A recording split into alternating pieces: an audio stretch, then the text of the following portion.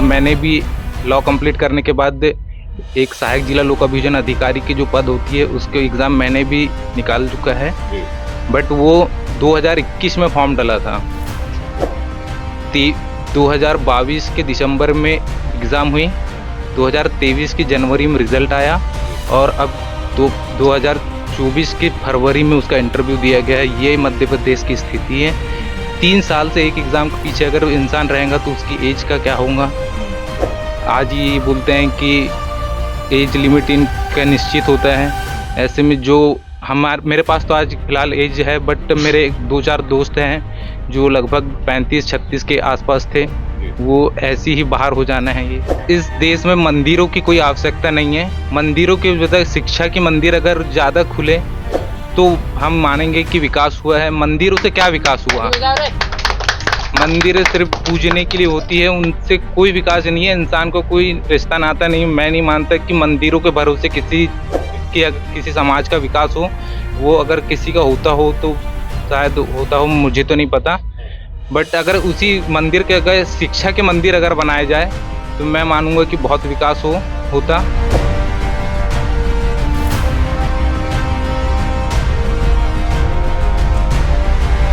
और हम आ गए हैं एक गांव में। ये वारासिवनी क्षेत्र का गांव है। देखते हैं ये कौन सा गांव है और यहाँ पर जो लोग हैं। यहाँ हम एक घर के सामने पहुंचे। देखिए यहाँ कुछ चिन्ह बना हुआ है। ये आदिवासियों का बड़ा देव का जो ये है ना, ये निशान है ये। और ये निश्चित रूप से ये आदिवासी गांव होगा या फिर आदिवासी गांव का कोई टोला होगा। इस तरफ जो है गांव के छोटे छोटे भाग को टोला कहा जाता है। और ये जो चिन्ह बना हुआ है ये आदिवासी जो बड़ा देव है ये उनका निशान है। ये निश्चित रूप से यहाँ आदिवासी का ही ये मकान होना चाहिए। और काफी कुछ लोग बैठे हुए हैं यहाँ, देखते हैं। और यहाँ इस तरफ में मुर्गियां हैं,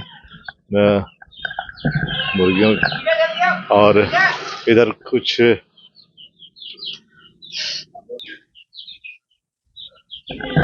ये पशुधन भी यहाँ पे नजर आ रहा है। ये किसान का घर है और कुछ लोग बैठे हुए हैं यहाँ पे।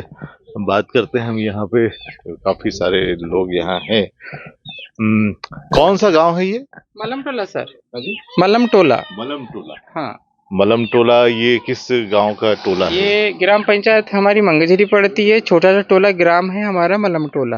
अच्छा जी। ये घर के सामने मुझे एक चिन्ह दिखाई दे रहा है। ये मेरे ढेल के सामने है। मेरा नाम है पुन्नू सिंह कुमरे। और क्या है, मैं गोंडवाना के प्रति तो बहुत इच्छुक हूँ। और क्या है, ये चीजें वो हमारे आदि पुरखों से मिला हुआ है हमको सिंबल। तो हम इसको आगे तक के लेकर जाएंगे तो हमारे भी जो आने वाला जनरेशन है वो भी हमको आगे तक के पहुंचाएगा सर। अच्छा, ये धार्मिक चिन्ह है कोई? हाँ, धार्मिक है। ये हमारे पूर्वजों का है पूरा। और जो हमारा जो सिंबल है जिसको पूछते हैं वो हमारा सिंबल है। अच्छा, आदिवासी समाज का। आज इतने सारे लोग यहाँ पर इकट्ठे हैं, कोई खास प्रयोजन है? आज कोई त्योहार है, क्या है? हाँ, मेरा आज जो हम गोंडवाना को पूछते हैं और जो आदि संस्कृति होती है, जो पूर्वज एक्सपायर हो जाते हैं उसको अपन क्या बोलते हैं, जैसे नवा बोलते हैं और बाकी लोग श्राद्ध मनाते हैं। तो हम नवे के रूप में यानी उनका नया पूर्वज हो, यानी अब उसके बारे में तो अपन एक ही बीट जानते हैं कि जो एक्सपायर हो गए तो उसको अपन नई चीज से अपन फिर जो जीवित करे। हाँ, पुनर्जीवित करे। उसके बाद में जैसे हमारे जब हम एक्सपायर हो गए तो जो हमारे छोटे बच्चे हैं तो वो भी हमारे साथ में वो रीति रिवाज को निभाए। अच्छा, हाँ, ये गोंडवाना का एक पूर्वज होता है। अच्छा। तो ये आदिवासी गांव है पूरा या फिर सिर्फ कुछ घर हैं? यहाँ पे सर, यहाँ पे जो हमारा जो आधा से या 70% जो हमारा गांव होता है ये आदिवासी होता है। तो यहाँ पे सभी लोग उसी प्रकार से मनवाते हैं। यहाँ पे ये जो हमें जो मना रहे हैं ये चीजें। तो ये सारे लोग जो आज इकट्ठे हुए हैं ये उस त्योहार के लिए इकट्ठे हुए हैं? हाँ सर। अच्छा, ये बताएं कि यहाँ पे जो आप लोग रह रहे हैं, यहाँ ये बहुत बड़ा सा एक बाड़े जैसा मकान मुझे दिख रहा है। जी। और खेती निश्चित रूप से करते होंगे, क्योंकि जिस हाँ प्रकार की चीजें दिख रही हैं उससे लग रहा है कि आप किसान भी हैं। हाँ सर, मैं किसान भी हूँ और एक बिजनेसमैन भी हूँ अच्छा, बिजनेसमैन भी है। जी। कैसे कैसा बिजनेस हाँ, करते मेरा बिजनेस ना हेल्थ एवेयरनेस वाला है सर। हैं? अच्छा। वहाँ पे मैं 16 से जॉइनिंग हुई मेरी। आज अच्छा खासा मेरे माध्यम से समथिंग समथिंग 300 से 400 लोगों परिवार के माध्यम मेरे माध्यम से उनकी रोजी-रोटी चल रही है। बोल सकते आपने पढ़ाई कर ली हैं। हाँ है? सर, मैंने लॉ कंप्लीट करके रखा है। लॉ कंप्लीट, क्या नाम है आपका? सर निहाल टेकाम। निहाल टेकाम। जी। तो आपने जो पढ़ाई की है यहाँ वाराणसी में या यहाँ पर कहाँ कहाँ आप? सर पीजी कॉलेज बालाघाट से किया है मैंने law complete. PG college Balaghat में जाते हैं। जी। यानी यहाँ और भी बच्चे लोग पढ़े लिखे हैं, सर कितने होंगे यहाँ? सर हमारी एज के तो मुश्किल से 4 या 5 लोग ही है जो कॉलेज तक पहुंच पाए हैं। अच्छा। बाकी अभी की जो जनरेशन है, अभी जो बच्चे हैं लगभग जो 8 8 10th वाले वो पढ़ रहे हैं। अच्छा, नौकरियों में यहाँ से कितने लोग हैं? नौकरी सरकारी में सर नौकरियों में नौकरी में तो मुश्किल से 3 से 4 लोग हैं। इस पूरे गांव में जी। या इस टोले में या हाँ पूरे तो मंगेश सर में? इस टोले में इस टोले मात्र में 3 से 4 लोग 3 हैं। से 4, मतलब कौन सी नौकरियां ज्यादा है? सर यहाँ पर एक भैया है जो स्टेनोग्राफर हैं और एक भैया सिविल इंजीनियर हैं और बाकी टीचर थे बड़े पापा तो वो रिटायर हो गए हैं। बस यही। शिक्षा की क्या सुविधा है यहाँ पर? सर शिक्षा की सुविधा तो अभी थोड़ी हुई है, मंगेजरी पंचायत में हाई स्कूल तक आए हैं। बाकी फिर कॉलेज के लिए और 12th के लिए वाराणसी नहीं जाना पड़ता है यहाँ से, जो लगभग 7 से 8 किलोमीटर दूर है। अच्छा अच्छा, ये बताएं, और बाकी जो सुविधाएं, जो मूलभूत जो सुविधाएं होती हैं, सड़क होती है, पानी होता है, बिजली होती है ना, और भी जो चीजें होती है, क्या यहाँ पे उपलब्ध हो जाती है? हाँ सर सड़क तो है, पानी की सुविधा अभी नल जल योजना अभी जस्ट चालू हुई है 1-2 मंथ से। इससे पहले बहुत दिक्कतें थी पानी के मामले में और बिजली तो अभी है पर्याप्त। अच्छा, बाकी बेरोजगारी चरम सीमा छू चुकी है। बेरोजगारी बहुत ज्यादा है। बहुत ज्यादा है सर, नौकरियां नहीं मिलती, नौकरियां नहीं है, जॉब्स नहीं है। भ्रष्टाचार अति है। आज देखा है आपने व्यापम घोटाला। हाँ, मेरे गांव के मेरे ही छोटे भाई जिन्होंने अभी फिलहाल ही पटवारी में हाँ, की एग्जाम निकाला था, हाँ, वही बट कुछ लोगों के 15-15 लाख देने के कारण उनकी मेहनत बर्बाद हो गई। जी। अच्छा, तो क्या मतलब पटवारी परीक्षा में बहुत ज्यादा पैसा चला है? ये दर्शकों आपको बता दें कि हाल ही में मध्य प्रदेश में पटवारी भर्ती की एक बड़ी परीक्षा हुई थी और बहुत सारे लोगों ने इसमें फॉर्म भरा था, बहुत सारे लोगों ने इसमें परीक्षा दी थी, लेकिन बाद में ये घोटाला सामने आया और शिकायत हुई, जहां पर जांच के बाद ये पता चला कि बहुत सारे ऐसे बच्चे थे जो पैसे देकर, जिनके केंद्रों पर विशेष व्यवस्थाएं की गई थी, जिसमें बालाघाट के भी 1-2 केंद्र हैं जहां पर विशेष व्यवस्था करके उन्हें पास करवाया गया था। बताया गया कि 15-15 लाख लोग जो है इनसे लिए गए थे। तो ये एक बड़ा घोटाला, एक बड़ा भ्रष्टाचार जो है ये सामने आया था और ये इस वक्त की सबसे बड़ी जो खबर है वो रही है। हालांकि इसके बाद इलेक्शन आ गए तो ये खबर थोड़ी-सी दब ज़रूर गई है, थोड़ा कमज़ोर पड़ी है, लेकिन ये बहुत बड़ा आंदोलन जो है, पटवारी जो भर्ती जिन्होंने दी थी, वो लगातार ये आंदोलन कर रहे हैं और जैसा कि इन्होंने बताया कि इनके साथ भी, इनके परिवार में भी जो है, ये घटना हुई है, उनको उनको भी इसका नुकसान पहुँचा है। तो क्या कहना चाहेंगे? ये जो स्थितियाँ हैं, पहले भी व्यापम में हुआ था और उसके बाद फिर ये बड़ा एक भर्ती घोटाला, इस बीच में बहुत लंबा समय तक भर्तियाँ ही नहीं हुई, हाँ। कोरोना का एक लंबा सा समय रहा।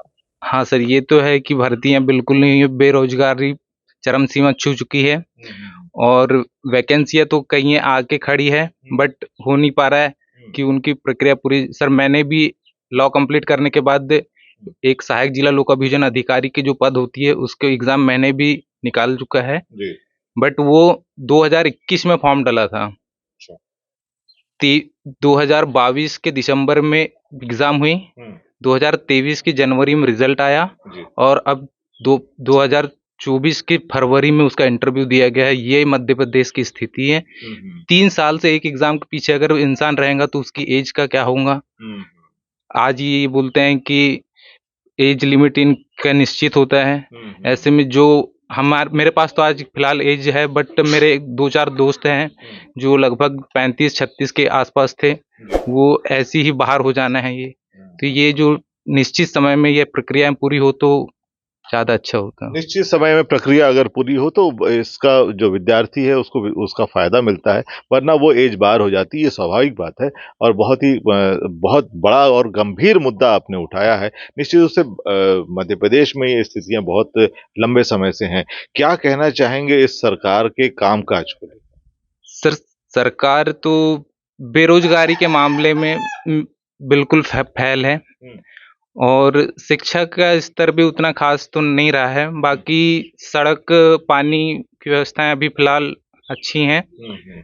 बाकी मैं तो उतना संतुष्ट नहीं हूँ सरकार से। अभी मध्य प्रदेश में विधानसभा चुनाव हो रहे हैं और चारों तरफ इसकी सरगर्मियां चल रही हैं और लोग अपने अपने वादे कर रहे हैं, अलग अलग तरह से प्रलोभन भी हैं। कहा जा रहा है कि प्रलोभन दिया जा रहा है। अभी जो है आप नाखुश हैं, बहुत नाराज हैं, युवा हैं। इसके बावजूद जो है ये बताएं कि जब मंदिर बन रहा है, लाडली लक्ष्मी योजना चल रही है, लाडली बहना योजना चल रही है, मुफ्त का अनाज दिया जा रहा है, फिर भी आप नाखुश? सर, इस देश में मंदिरों की कोई आवश्यकता नहीं है। मंदिरों के बजाय शिक्षा की मंदिर अगर ज्यादा खुले तो हम मानेंगे कि विकास हुआ है। मंदिरों से क्या विकास हुआ? मंदिर सिर्फ पूजने के लिए होती है, उनसे कोई विकास नहीं है। इंसान को कोई रिश्ता नाता नहीं। मैं नहीं मानता कि मंदिरों के भरोसे किसी समाज का विकास हो। वो अगर किसी का होता हो तो शायद होता हो, मुझे तो नहीं पता। बट अगर उसी मंदिर के अगर शिक्षा के मंदिर अगर बनाए जाए तो मैं मानूंगा कि बहुत विकास होता।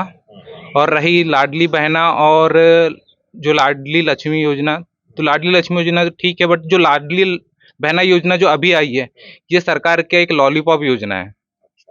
क्योंकि ये होता 18 साल से आप सत्ता में हैं और मात्र आप चुनाव आने के 2 महीना 3 महीने पहले अगर ये योजना ला रहे हैं तो इसको लॉलीपॉप से कम नहीं कहा जा सकता। अच्छा, इसको आप लॉलीपॉप मानते हैं?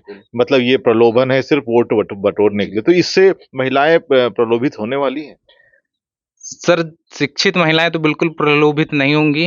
बाकी जो कुछ महिलाएं हैं जो बहकावे में आ जाती हैं तो वो शायद बहकावे में आ सकते हैं। वो शायद बेकार। और जो युवा है उनका क्या रुख है इस बार? सर, युवा तो बिल्कुल परिवर्तन के मूड में है और परिवर्तन भी ऐसा कि हमने 20 साल बीजेपी को देखा है सरकार में और उसके पहले जब हमारा तो जन्म नहीं हुआ था 56 साल कांग्रेस ने भी राज किया है। हम जब पैदा हुए थे उस टाइम तक कांग्रेस की सरकार मध्य प्रदेश में रही है। हमने आखिरी चरण जो था उसका वो देखा था। उस टाइम में तो हम जब लगभग सेकंड थर्ड क्लास में थे, गाँवों में मात्र 2 घंटा 3 घंटा बिजली रहती थी। वो तो अति बुरे दिन थे कांग्रेस के जो थे, अति बुरे दिन थे। उसके बाद बीजेपी आई, थोड़ा बहुत कुछ किया है बाकी, बट इससे भी हम उतने संतुष्ट नहीं है। इससे भी संतुष्ट नहीं है, तो फिर क्या बचता है? सर, इस बार हम तीसरे मोर्चे की तरफ जाना चाहेंगे। बीजेपी ना, हमको ना बीजेपी चाहिए ना कांग्रेस चाहिए, क्योंकि यहाँ की जो उम्मीदवार भी है वो भी एक दल बदलू उम्मीदवार है। अच्छा, दल बदलू मतलब? सर, अभी जो वर्तमान विधायक हम बोल सकते हैं, पहले ये कांग्रेस में थे, 15 साल इन्होंने कांग्रेस से विधायक रहे हैं। उसके बाद ये पिछला चुनाव इनको टिकट नहीं मिली तो ये निर्दलीय हुए हैं। फिर इनके साथ जो अभी कांग्रेस के दूसरे प्रत्याशी हैं विक्की पटेल, ये इनका पूरा सपोर्ट किया उस 2018 के चुनाव में। 2018 के चुनाव में उन्होंने इसका पूरा सपोर्ट किया और आज वो बोलते हैं कि जो बीजेपी का उम्मीदवार है वो गद्दार है। मैं तो मानता हूं कि दोनों ही गद्दार है, क्योंकि उनको छोड़ के पुनः कांग्रेस में गए। 2018 में जब कांग्रेस थी तो आपने उनका सहयोग नहीं करे, तो आप किस अपनी ईमानदारी का परिचय दे रहे हैं? ये मैं कांग्रेस के जो उम्मीदवार है उनके लिए ये बोल रहा हूँ। फिर कौन बचा? मतलब आप निर्दलीय सर, मैं तो इस बार बहुजन समाज पार्टी और गोंडवाना गणतंत्र पार्टी का जो गठबंधन हुआ है उसके जो प्रत्याशी है श्री अजब शास्त्री जी, उनको मतदान करने का सोचा है। क्या कारण है? सिर्फ इसलिए कि गोंडवाना गणतंत्र पार्टी का समर्थन है, सिर्फ इस वजह से कि और कोई वजह है? नहीं सर, ये नहीं, क्योंकि पहली बात देखा जाए तो उम्मीदवार हम ऐसा चाह रहे हैं कि जो दल बदलू ना हो। क्योंकि आज जो हमारे सामने जो अजब शास्त्री जी है, 30-35 साल से वो मात्र बहुजन समाज पार्टी, भला ही उन्होंने 5,000 10,000 जितना वोट लिया मुझे तो नहीं पता, बट उन्होंने कभी पार्टी को नहीं छोड़ा। तो वो उम्मीदवार जनता के बीच में भी रहेगा, ये अपने स्वार्थ के लिए काम नहीं करेगा। ये जो दोनों नेता आए हैं जो राष्ट्रीय पार्टी के इन्होंने अपने स्वार्थ के लिए पूरा काम किया है, तो ये नेता वैसा नहीं लग रहा है मुझे। इस कारण मैं इनके साथ जाना चाहूंगा। इस कारण से आप उनके साथ जाना, तो आगे भविष्य आपको क्या नजर आता है कि भविष्य जो है वाराणसी क्षेत्र का जो है वो किसके हाथ में सुरक्षित रह सकता सर वो तो यही अजब शास्त्री जी अच्छा कर सकते हैं, मेरा मानना है। हमारे शास्त्री साहब आज यूनिवर्सिटी बनारस में पढ़ाई किए, इनके जैसा नेता तो हो ही नहीं सकता। आज उन उतने 20 सालों से उन्हें लड़ाई की है। एक मध्यम परिवार से वो थे, आज वो हाई कैटेगरी में करे, पढ़ाई करे, और आज जो हमारे नेता थे अच्छे थे, तो आज हमारे गांव-गांव के नहीं सोचे, लेकिन पता है वोटर्स के बारे में सोचे उन्हें कि भैया वोटर्स मेरा यहाँ पे आएगा तो वो करेंगे। लेकिन आज हमारा छोटा सा बच्चा भी आज के डेट में पढ़ा लिखा है, उसके बारे में नहीं सोचा इन लोगों ने। आज हमारे गुड्डा भैया जी खनिज मंत्री थे, आज ये अच्छी खासी फैक्ट्री खोलना था यहाँ पे बालाघाट जिले में, तो हमारे जो बेरोजगार बच्चे हैं ना, आज बेरोजगार के लिए भटके नहीं थे सर, उसको रोजगार चाहिए भाई, उसकी पारिवारिक स्थिति भी अच्छी थी सर। लेकिन पता है इन लोगों ने क्या कहा, मेरे कमीशन कहाँ से आएगा, क्या देखे उन्हें देखे सर। आज हम नॉर्मल परिवार से हैं, लेकिन हमारे माध्यम से 300-600 परिवार पढ़ रहे हैं सर, लेकिन इनके माध्यम पूरा इंडिया पलता। बस ही सर, क्या है, मैं वही बात करना चाहूंगा बड़े बड़े नेताओं से। ये क्या कहते हैं, वोटर्स को एकदम ऐसा प्रबल लेते हैं, लेकिन मेरे वोटर से भी यही विनती है कि भाई पहले अपने वाला अपने घर का सोचो और अपनी छोटे जनरेशन का सोचो कि मेरा अभी तो हो जाऊंगा माहौल में, लेकिन मेरा जनरेशन कहाँ जाएगा। बिल्कुल। तो आज वही है कि मेरे को लिखा पढ़ा व्यक्ति चाहिए है बालाघाट जिले में, और उसके जो हमारा नेता है ना अजब शास्त्री साहब, आज बनारस में पढ़ाई किए, आज उतना सारा नेतागिरी किए, लेकिन कई पार्टी तो आई हुई सर, बिल्कुल। लेकिन किसी के पास में नहीं गए। वो चाहते थे, उन्हें देखा कि भाई कि मैं अगर यहीं टिका रहूंगा, आज नहीं तो कल बड़ा तो बनूंगा, मैं तो नेता तो बनूंगा।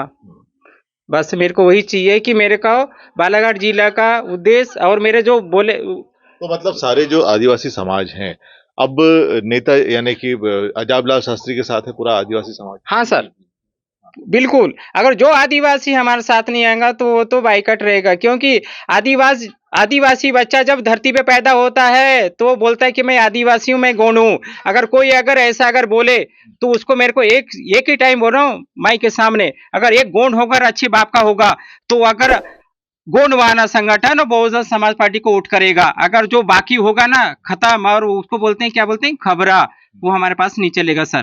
क्योंकि मीडिया के सामने बोल रहा हूँ, क्योंकि पता है आज देश को इन लोगों ने बड़े बड़े नेता ने खत्म करके रखे हैं साहब। क्यों कहते, क्योंकि बता हमारा गरीब बच्चा अगर कहीं गिर गया तो उसको वहां पेशाब करेंगे ये लोग, मूतेंगे हगेंगे, फिर भी बोलते हैं कि भाई हम आदिवासी को साथ में हैं। आज पता है अच्छे अच्छे नेता लोग हमारे आदिवासी को सपोर्ट कर लिए, क्यों, माहौल दिखाने के लिए। लेकिन भाई आर्थिक स्थिति देखो, उसकी आर्थिक स्थिति घर में जाके कि आर्थिक स्थिति क्या है, उसको रोजगार देना था ये लोग। मध्य प्रदेश में आदिवासियों पर बहुत सारे अत्याचार हुए हैं ये। हाँ सर, बहुत सारे अत्याचार हुए सर, अब उसके बारे में तो नहीं बताऊंगा, और सीधी सी एक ही बात बोलूंगा, बड़े बड़े नेता भी अगर मेरी जो भी लैंग्वेज सुन रहे हैं तो उनको एक ही बात कहूंगा मैं, अगर इनको नेतागिरी करना था तो पता है जो हमने जिस गांव को कवर किए उस गांव में कम से कम 10 से 20 लोगों को रोजगार देना था। आज खापा प्लांट हुआ, यहाँ पे पूरे नेता लोग शामिल है, बकेरा है वहां पे पूरे शामिल है। तो मैं बोलता हूँ हमारा भरवेली माइंस है, यहाँ पे बेरोजगार नहीं लग देते क्या? फिर कटंगझरी माइंस है, रमरमा माइंस है, मेरे लिखे पढ़े तो बच्चे है ना, उनको नौकरी लगाना था ना सर, क्यों नहीं लगा इन लोगों ने? ये बोलते खनिज मंत्री, किसको रोजगार दी भाई? वोटर्स के बस गिनती आ जाती बस। ये सर मैं बोलता हूँ जो बेरोजगार बच्चा है उसको रोजगार देना चाहिए बस, आर्थिक स्थिति उसकी भी मजबूत हो जाएगी साहब। मुख्य समस्या जो है वो है बेरोजगारी, और इस गांव के भी पढ़े लिखे जो आदिवासी युवा हैं वो यही कह रहे हैं कि अगर रोजगार होता तो वो नेता हमारे लिए बेहतर होता। इतने सालों से वो रोजगार का इंतजार कर रहे हैं, और बहुत सारी गलत तरीके से जो ली गई परीक्षाएं हैं उसमें ये जो बुरी तरह से फंस चुके हैं। वहां पर इनके साथ विश्वासघात हुआ है, भ्रष्टाचार की वजह से जो परीक्षाओं के लिए इन्होंने मेहनत की वो उसका फल उन्हें नहीं मिल पाया। कुछ महिलाएं भी हैं, आदिवासी महिलाएं हैं इस क्षेत्र की, हम उनसे जानेंगे। ये बताइए कि आप लोग खाना कैसे बनाते हैं, लकड़ी से बनाते हैं कि गैस के चूल्हे में बनाते हैं? सर अभी तो क्या कहते हैं, रेट ज्यादा बढ़ गया तो लकड़ी से खाना बना। तो कभी गैस चूल्हा हाँ इस्तेमाल किए बनाए थे क्या? बनाए थे कब सर। बनाए थे? ये अभी 5 साल हो गए सर। 5 साल हो गए। हाँ 5 साल पहले जब आपको गैस मिली थी, गैस कनेक्शन पहली बार, उज्ज्वला गैस हाँ कनेक्शन जी 500-700 रुपए रेट था हाँ गैस जी सिलेंडर का।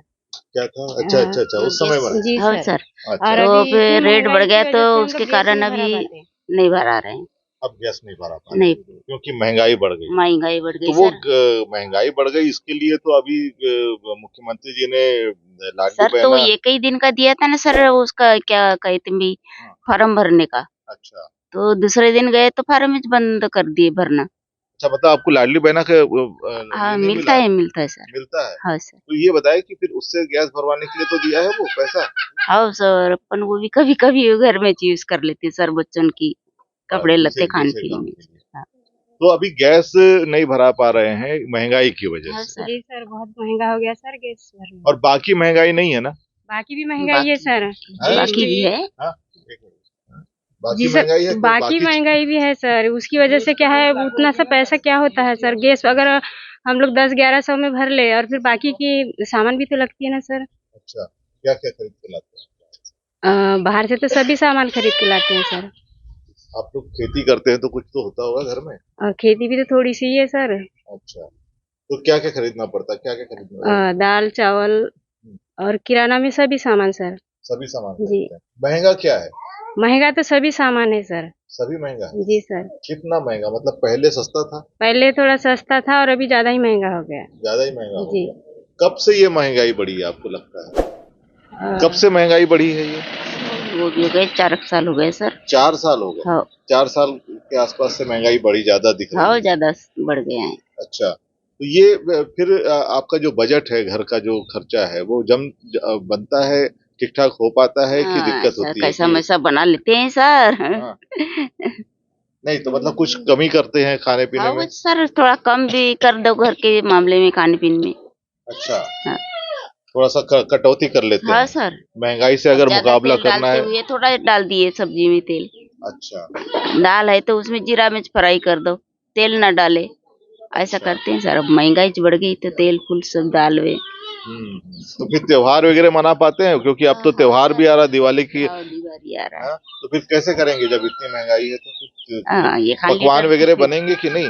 बनेंगे हाँ? सर, कैसे नहीं किस- बनेंगे सर पकवान। क्या क्या बनाते हैं दिवाली में? वो हमारे यहाँ बनाते हैं गुंजे, हाँ, पूड़ी भजे, अच्छा, ऐसे बनाते हैं सर। पूरी भजी बनाते हैं। हाँ सर। मुझे ज्यादा आप लोग ज्यादातर कौन सी चीज खाते हैं, मतलब हाँ। अच्छा जो पसंद करते हैं बच्चे, ऐसी कौन सी चीज? मीठा चीज है ये, भजे, गुंजली है, ऐसे बनाते हैं सर।